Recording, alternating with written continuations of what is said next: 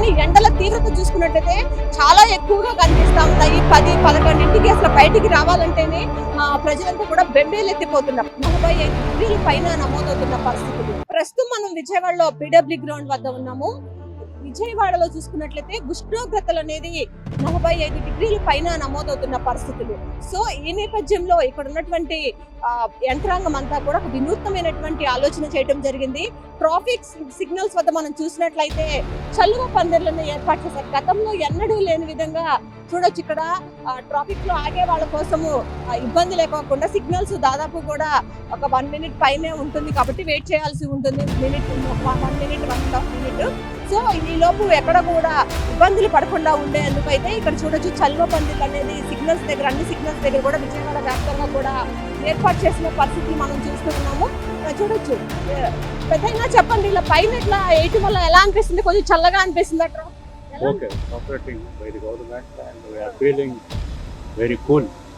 Whenever we are standing for a traffic light, we are feeling very cool. It's a good time.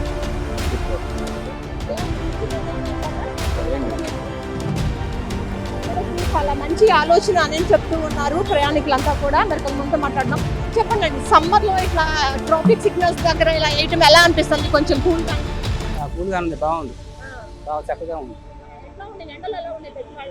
బాగా వేడిగానే ఉంది, బాగుంది, చాలా మంచి ఆలోచన. ప్రభుత్వం చేసినటువంటి ఆలోచన, వినూత్నమైనటువంటి ఆలోచన ఏదైతే ఉందో అది చాలా మంచి ఆలోచన అని చెప్తున్నారు. ఎండల తీవ్రత అనేది చాలా ఎక్కువగా ఉంటుంది. సో ఈ నేపథ్యంలో కొంత ఇక్కడ ట్రాఫిక్ సిగ్నల్ దగ్గర ఆగేటటువంటి వాళ్ళు కొంత సేద తీరడానికి ఉపశమనం కలిగించేలాగా ఏదైతే చలువ పందిర్లు ఏర్పాటు చేశారో అది చాలా మంచి నిర్ణయం అనేది చెప్తూ ఉన్నారు. ఎందుకంటే గతంలో చూసుకున్నట్లయితే ఎప్పుడు కూడా ఇలా సిగ్నల్స్ దగ్గర ఇలా చలువ పందిర్లు వేసిన దాఖలాలు లేదు. కానీ ఎండల తీవ్రత చూసుకున్నట్లయితే చాలా ఎక్కువగా కనిపిస్తా ఉన్నాయి. 10-11 అసలు బయటికి రావాలంటేనే ప్రజలంతా కూడా బెంబేలెత్తిపోతున్న పరిస్థితులు. సో ఈ నేపథ్యంలో ప్రభుత్వం తీసుకున్నటువంటి ఈ నిర్ణయం ఏదైతే ఉందో అది చాలా మంచి నిర్ణయం అని చెప్పి బెజవాడ వాసులంతా కూడా చెప్తూ ఉన్నారు. ఒక్క ప్రాంతంలోనే కాదు, మొత్తం అన్ని విజయవాడ మెయిన్ సర్కిల్స్, ఇది బెన్ సర్కిల్ కానీ ఇక్కడ మొత్తం ప్రధానమైనటువంటి కూడలు ఎక్కడెక్కడ ఉన్నాయో అక్కడ మొత్తం కూడా ఇలా వేసిన పరిస్థితులు, చలువ పందిర్లు వేసిన పరిస్థితులు.